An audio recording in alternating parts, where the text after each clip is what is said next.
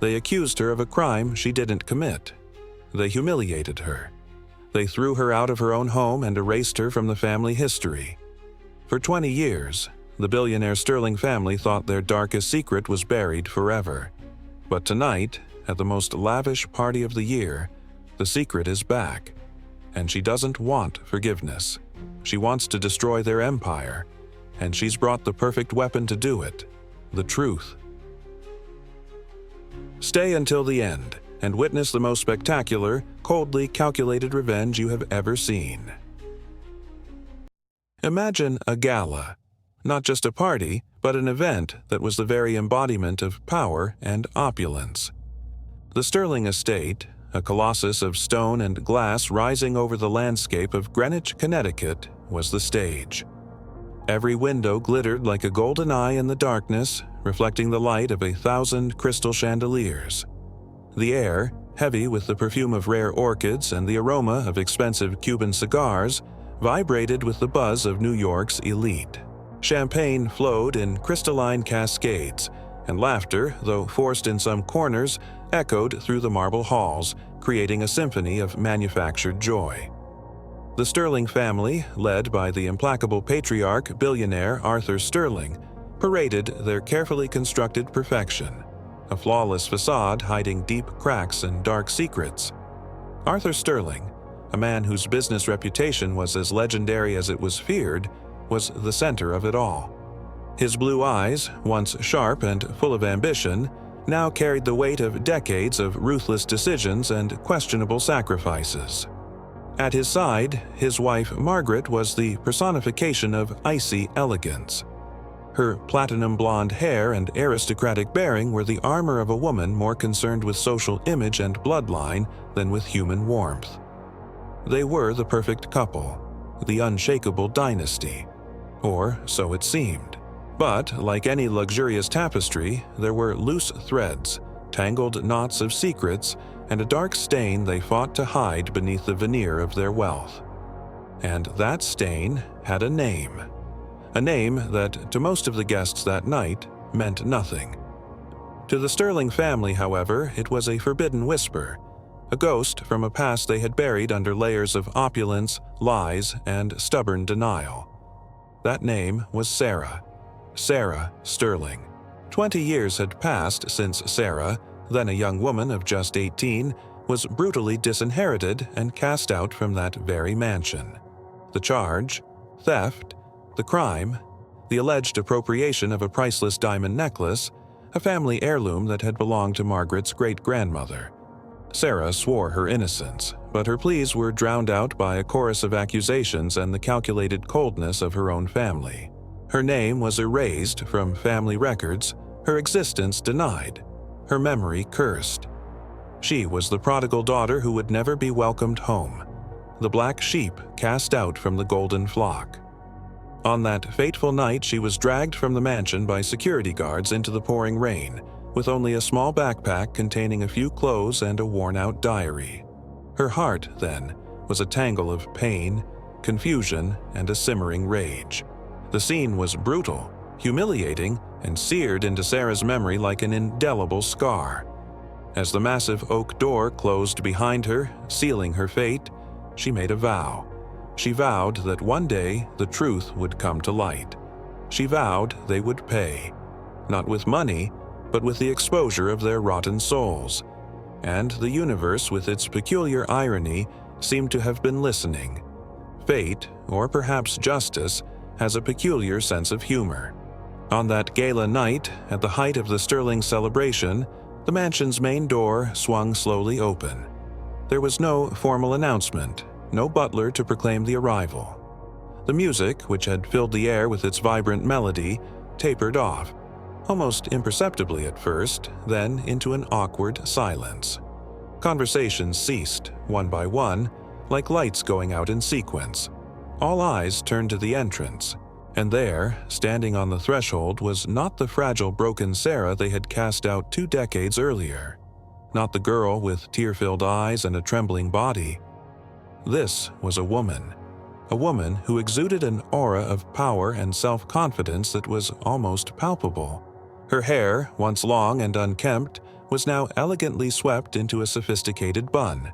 Her attire, a black silk evening gown that fell perfectly over her slender silhouette, was impeccably tailored, discreetly luxurious, without a hint of ostentation. But it was her eyes that commanded attention. Eyes that held the depth of 2 decades of pain, of struggle, of resilience, and a cold glint of determination. And a smile. A smile that was both enigmatic and dangerous, that didn't reach her eyes, but promised something. It wasn't a smile of welcome, but of a predator that has finally cornered its prey. She hadn't come for forgiveness. She hadn't come to beg for her place back in the family. She had come to collect, and what she brought with her wasn't a suitcase, but a truth. A truth so devastating it threatened to dismantle the Sterling Empire brick by brick, not with violence, but with the unshakable force of revelation. She didn't need an army. She had the truth. And the truth, as she had learned, was the most powerful weapon of all. Arthur Sterling, who was in the middle of a lively conversation with a senator, choked on his champagne. Margaret, smiling at a socialite, felt the blood run cold in her veins. Richard, the firstborn, dropped his whiskey glass, which shattered on the marble floor, the sound echoing in the tomb-like silence. Eleanor, the middle daughter, turned pale, her eyes wide with disbelief and terror. They recognized her. Not the Sarah from 20 years ago, but the essence of her, the spark of defiance they thought they had extinguished. The ghost had returned, and she was far more solid than they could have ever imagined. Sarah took a step forward, the click of her heel echoing in the silence. She said nothing, merely sweeping the room with her gaze, locking onto each member of the Sterling family one by one, allowing the shock and fear to settle in. She savored the moment, the culmination of years of planning, of sacrifice, of an unquenchable thirst for justice. The perfect storm had arrived, and the Sterlings unknowingly were about to be swept away by it. Get ready, because this is the story of how the disinherited daughter returned, and what she brought with her destroyed a millionaire family. To understand the magnitude of Sarah's return and the destruction she was about to unleash, we must dive deeper into the history of the Sterling family. Arthur Sterling wasn't just a rich man. He was an architect of empires, a titan of the tech industry who built his fortune on the rubble of other people's dreams. His rise was meteoric, marked by aggressive acquisitions, questionable financial maneuvers, and an innate ability to identify and exploit the weaknesses of others. He was a master of persuasion, able to convince anyone of his integrity even as his actions told a different story. His philosophy was simple: the ends justify the means, and success was the only currency that mattered. Margaret Sterling, his wife, was the perfect partner for Arthur. Born into old money but from a family with a declining fortune, she brought the pedigree and social network Arthur needed to ascend. In return, Arthur gave her the luxury and status she craved. Margaret was the personification of aristocratic elegance, always impeccable, always in control. But behind her polished facade was a calculating coldness, a woman more concerned with public image and bloodline than with the emotional well-being of her own children. She saw her family as an extension of her personal brand, and anything that might tarnish that image was ruthlessly eliminated. They had 3 children: Richard, Eleanor, and David. Richard, the firstborn, was a clone of Arthur in ambition and cruelty. From an early age, he showed a sharp mind for business and a lack of scruples that greatly pleased his father. He was the heir apparent, groomed to take over the empire, and his arrogance grew with every success. Eleanor, the middle child, was a spoiled and envious socialite. Obsessed with fashion and parties, she lived in Richard's shadow and later in Sarah's. Her main concern was maintaining her position in the social hierarchy and ensuring that no one, especially Sarah, could outshine her. David, the youngest, was the family's black sheep, a dreamy artist who was always seen as a disappointment, living on the fringes of his father's empire. He was the only one who saw the humanity in Sarah, the only one who questioned the coldness of his family. Sarah, on the other hand, was the youngest, but her origin was a poorly kept secret. She was Arthur's daughter from a passionate affair with a talented and vibrant artist he had loved briefly before his arranged marriage to Margaret. After her biological mother's untimely death, Sarah was brought to the Sterling mansion, raised under the same roof as Richard, Eleanor, and David, but never truly accepted as part of the family. Though legally a Sterling, she always felt the shadow of illegitimacy hanging over her, a constant reminder that she was different, an intruder in the golden nest. While Richard and Eleanor were trained to take over the empire, Sarah found solace in books, art, and gardening. She spent hours in the mansion's vast library devouring classics and exploring distant worlds. She painted in a small studio at the back of the property, creating works full of color and emotion, a stark contrast to the coldness of the mansion. She cultivated a secret garden, an oasis of beauty and peace amidst the family's emotional chaos. She sought beauty in a world that often seemed ugly and hypocritical. This sensitivity, which should have been a virtue, was seen as a weakness by the Sterlings. Arthur saw her as too soft for business, Margaret considered her too eccentric for society, and Richard and Eleanor despised her for her lack of interest in money and power. Sarah was the only one in the family who questioned her father's business practices, the only one who saw the humanity behind the numbers and profits. This was her greatest difference and, ironically, their greatest threat. The turning point in Sarah's life and the catalyst for her expulsion came on her 18th birthday. A priceless piece of jewelry, a diamond necklace that had belonged to Margaret's great-grandmother, vanished from the family safe. The necklace, known as the Ebony Tear for its rare black diamonds, was more than just jewelry. It was a symbol of the Sterlings' status and lineage, a piece Margaret proudly displayed at every social event. Its disappearance caused a widespread panic in the mansion, a frenzy that exposed the family's true nature. The police were called, and the investigation, subtly orchestrated by Richard and Eleanor, quickly pointed to Sarah. Richard, with his sharp mind and manipulative skills, had planted incriminating evidence in Sarah's room. A small empty jewelry box, a forged pawnshop receipt with her name on it, and even an anonymous note denouncing Sarah. Eleanor, with her corrosive envy, made sure to spread rumors and gossip among the staff and police, painting Sarah as a rebellious and naive young woman capable of such an act. Sarah, in her innocence, had no solid alibi. She had been in her room, reading as usual, lost in a novel, oblivious to the storm brewing around her. Her pleas of innocence were ignored. Arthur, without hesitation, publicly disinherited her, accusing her not only of theft but of dishonor and betrayal to the family. His voice, normally controlled, echoed through the mansion with a cold fury. Margaret, with a look of contempt Sarah would never forget, disowned her as if she were a parasite to be excised. Richard and Eleanor, with victorious and poorly disguised smirks, watched as she was dragged from the mansion by security guards into the pouring rain, with only a small backpack and a shattered heart. The scene was brutal, humiliating, and seared into Sarah's memory like an indelible scar. She vowed that one day the truth would come out. She vowed they would pay, not with money, but with the exposure of their rotten souls. And the universe, with its peculiar irony, seemed to have been listening. Cast out from a paradise of luxury and privilege, Sarah found herself alone in the world at just 18, her reputation in tatters. She had nowhere to go, no one to turn to. The first few years were about pure survival, a steep descent from the top of the social pyramid to the very bottom.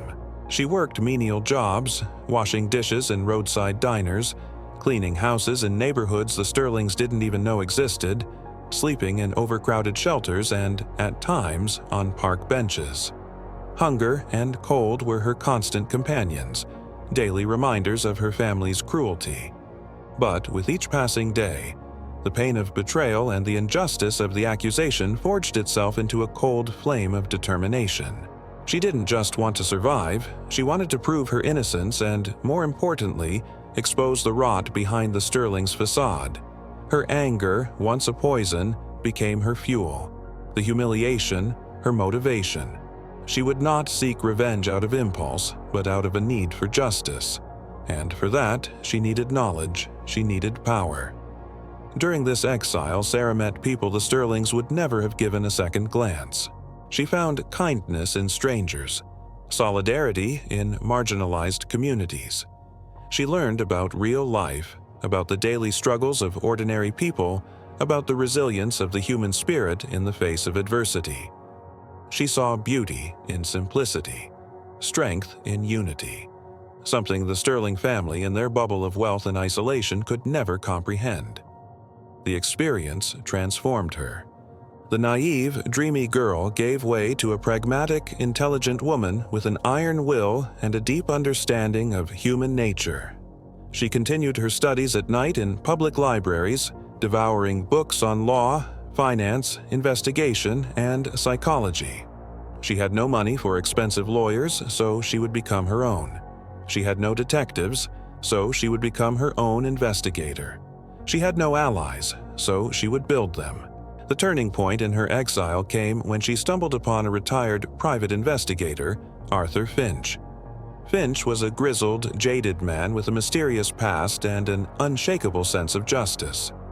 He had worked a few high-profile cases involving New York's elite and had a healthy distrust of the rich and powerful. Sarah, with her harrowing story and fierce determination, convinced him to help her. Finch, initially skeptical and reluctant, was quickly impressed by Sarah's intelligence, persistence, and thirst for justice. He saw her not as a victim, but as a force of nature in the making. He taught her the ropes of investigation, how to follow leads, how to dig up hidden information in public and private records, how to unravel lies in testimony, how to build an irrefutable case. He became her mentor, her confidant, and the only father figure she had ever truly known, filling the void left by Arthur Sterling. Together, they began to unearth the Sterlings' past. Not just the theft of the necklace, which turned out to be a setup orchestrated by Richard and Eleanor to disinherit Sarah and consolidate their own power, but a much larger web of corruption, fraud, and manipulation that held up the Sterling Empire. They discovered the necklace's disappearance was just one piece of a much larger puzzle, a minor event in a decades-long history of illegalities. They also discovered that Arthur Sterling, the patriarch, wasn't as untouchable as he seemed. There were irregularities in his dealings, shady backroom agreements, and a fortune built on a shaky foundation, on the verge of collapse if the truth ever came out. Sarah and Finch worked tirelessly, day and night for years, gathering evidence, building a dossier that, if revealed, could bring the entire Sterling Empire crashing down. The seed of revenge had been planted, watered with tears and sweat, and now, 20 years later, it was ready to bloom into a spectacular destruction. With the complete and irrefutable dossier in hand, Sarah and Finch spent the last few years refining their plan. This wouldn't be an impulsive revenge fueled by blind rage, but a meticulously calculated operation designed to dismantle the Sterlings from the inside out, using their own weapons against them: the law, the media, and above all, the truth. The goal wasn't just to reclaim what was hers, but to expose the hypocrisy and corruption that propped up the Sterling family, ensuring their fall was not only financial but also moral and social. Sarah wanted the world to see the true face behind the golden facade. The plan had several phases, each with its own complexity and risk. The first was infiltration.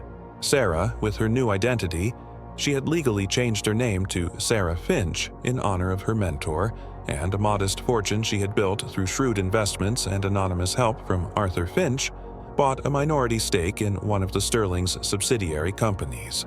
She used a fake name, a fabricated background presenting her as a successful overseas investor, and a look that, while familiar, was different enough not to raise immediate suspicion. She had learned the art of dissimulation, the art of blending in while observing. She became Mrs. Evelyn Smith, an astute and discreet investor who slowly began to move into the Sterling's inner circle, observing their movements, their vices, their weaknesses. The second phase was real-time intelligence gathering. Through her position in the subsidiary, Sarah gained access to internal documents, emails, and conversations that confirmed the irregularities she and Finch had discovered. She planted hidden cameras and microphones in strategic locations, offices, boardrooms, even the Sterling mansion, with the help of a loyal former employee who had been unjustly fired by Richard. She recorded incriminating conversations between Arthur, Richard, and Eleanor, revealing details of their money laundering, tax evasion, and market manipulation schemes on a massive scale, using a complex network of offshore shell companies. Richard's blind ambition and Eleanor's insatiable greed blinded them to the approaching threat, making them easy prey for Sarah's surveillance. The third phase was setting the media and legal trap. Sarah, with Finch's help, secretly contacted a renowned investigative journalist, Michael Thorne, known for his relentless exposés on corporate corruption and his unwavering integrity. She gave Thorne a small sample of the evidence, just enough to pique his interest and make him smell the story of a lifetime, but not enough to compromise the operation. Thorne, a lone wolf in journalism, agreed to work with her on the condition that his source remained anonymous until the right moment, and that the evidence was irrefutable. Sarah also contacted lawyers specializing in white-collar crime, preparing the ground for the legal storm to come, ensuring every step was legally sound and devastating. Sarah's return to the Sterling mansion on that gala night was no accident. It was the climax of her plan, the moment carefully chosen to deliver the final blow. She knew the family would be gathered, vulnerable, and that the news of her return alone would send a shockwave through the room. But the real blow would come later. She had timed everything perfectly, waiting for the moment the Sterlings were at the peak of their arrogance and complacency to strike. The web of destruction was woven, every thread carefully placed, and the Sterlings, unknowingly, were about to walk right into it, dragging their empire of lies and corruption down with them. The silence in the Sterling mansion following Sarah's appearance was so thick you could almost touch it.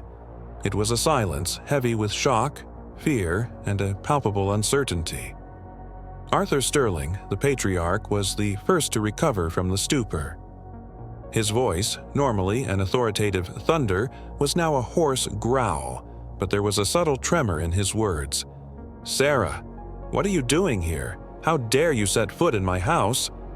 He tried to project his old authority, but his eyes, fixed on her, betrayed his panic. Richard and Eleanor, meanwhile, were pale, their eyes wide with disbelief and terror, as if they were seeing a ghost they themselves had buried. Margaret, the matriarch, simply watched, her expression unreadable, a porcelain mask that barely concealed the storm in her eyes. "I've come for a reckoning, Father," Sarah replied, her voice cool and calm, but with an authority she had never before possessed. "I've come to bring the truth you tried to bury for 20 years to light."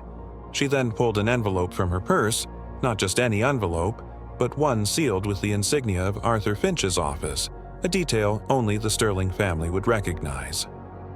"Do you remember that name? Arthur Finch, the private investigator you bribed to forge the evidence against me?" Panic began to ripple through the Sterlings, and whispers erupted among the guests who had been watching in stunned silence. Richard tried to intervene, taking a step forward, but Sarah stopped him with a wave of her hand, her voice rising in volume and confidence. "Don't worry, Richard, your turn is coming. But first, let's talk about great-grandmother's diamond necklace, the one I supposedly stole." With a click of a small remote in her hand, a large screen discreetly descended from the ceiling, revealing an image. Not just any image, but a photo of a younger Richard in a dark alley selling the necklace to a black market fence.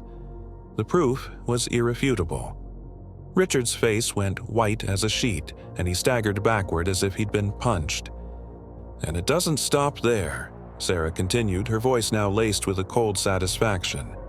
"While I was in exile, you were building an empire on quicksand. Money laundering, tax evasion, illegal deals. I have all the proof, every transaction, every email, every recorded conversation." She then displayed complex charts of money flows, bank statements from offshore accounts, and transcripts of conversations that implicated Arthur, Richard, and Eleanor in a web of financial crimes that spanned continents. The room was silent, save for the shocked gasps of the guests who were now crowding closer, their phones out, recording every moment of the public humiliation. Arthur Sterling, the man who had never shown weakness, collapsed into his armchair, his face ashen. Margaret, for the first time in her life, looked genuinely shaken, her hands trembling. Eleanor tried to flee but was blocked by the security guards Sarah had discreetly hired and positioned in the mansion before her arrival. The truth, raw and unfiltered, was laid bare for all to see. The Sterling Empire, built on lies and corruption, was crumbling before their very eyes. But Sarah still had one final blow to deliver, a blow that would ensure the destruction was complete and irreversible. "You thought you could destroy me, didn't you?" Sarah said, her voice now a thread of steel, cutting through the heavy air of the mansion. "You thought I was just some naive kid you could throw away, a stain to be erased from the family history. But I learned. I learned from the best. I learned from you. And now it's my turn to play your game, but with my rules." She then revealed the final document she had brought. Not a will, but a legally binding agreement, signed by Arthur Sterling years ago under duress. The document stipulated that if any financial irregularity or crime was ever proven against Sterling Enterprises, the family's entire fortune would be reverted to a global charity fund, and the family members would be disinherited and banned from any position of power in their own companies. It was a fail-safe clause Arthur had been forced to sign by a former business partner he had double-crossed, a man named Jonathan Reed, whom Arthur had ruined years ago. Finch had unearthed this agreement, and Sarah had legally validated it. "This document," Sarah explained, her voice resonating through the room, "ensures that the Sterling fortune, built on the misery of so many, will now be used for good. And you, Arthur, Richard, and Eleanor, will have nothing left. Not the name, not the money, not the power. You will be disinherited, just as I was, but this time for your own crimes, and with the blessing of the law." The shock was indescribable. The Sterlings were trapped in their own web of lies. The condition was irrefutable, the evidence overwhelming. The news spread like wildfire. The next day, newspapers and TV stations across the country ran the headlines: "Sterling Empire collapses. Disinherited daughter reveals decades of corruption. Sterling Enterprises' stock plummeted. Business partners fled in droves, and federal investigations were launched in multiple jurisdictions." Arthur, Richard, and Eleanor were arrested, facing charges of fraud, money laundering, tax evasion, and conspiracy. Margaret, the matriarch, was left alone in the now empty, tarnished mansion, her world crumbling around her. Sarah felt no joy in their downfall, only a deep, calm sense of justice. She had fulfilled her promise. She had exposed the truth, and what she had brought back was not just proof of her innocence, but the destruction of an empire built on falsehoods. She had proven that true wealth lies not in money, but in integrity, the pursuit of truth, and the courage to fight for what is right. For Sarah, revenge wasn't an act of hate, but of restoration. With the Sterlings unmasked and their empire in ruins, Sarah didn't seek the fortune for herself.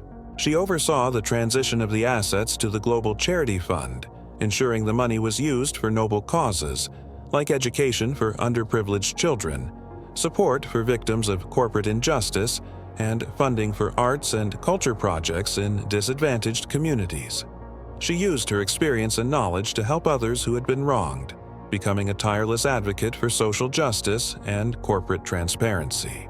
She became a respected figure, a voice for the voiceless, building a new fortune, not of money, but of impact, of legacy, and of an unshakable reputation for integrity. During this process, Sarah reconnected with David Sterling, Arthur's youngest son, who had reached out to her in the search for truth. David, with his passion for art and his aversion to his family's greed, found a kindred spirit in Sarah. Together, they founded a non-profit organization called the Veritas Foundation, dedicated to investigating and exposing corporate corruption and supporting individuals and families who had been victims of similar injustices. They used their talents and resources to create a more just world, one brick at a time. The Emerald Isle, the property Arthur Sterling had left for Sarah in his secret will, became a haven for artists, thinkers, and activists, a place where creativity, truth, and justice could flourish, far from the greed and falsehood of the corporate world. Sarah, with her new family of purpose and passion, finally found the peace and happiness that had been denied to her for so long.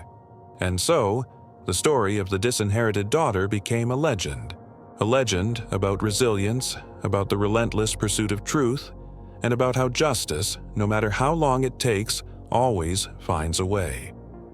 The Sterling family was destroyed, not by an act of blind revenge, but by the revelation of their own lies and the unshakable strength of a woman who refused to be silenced.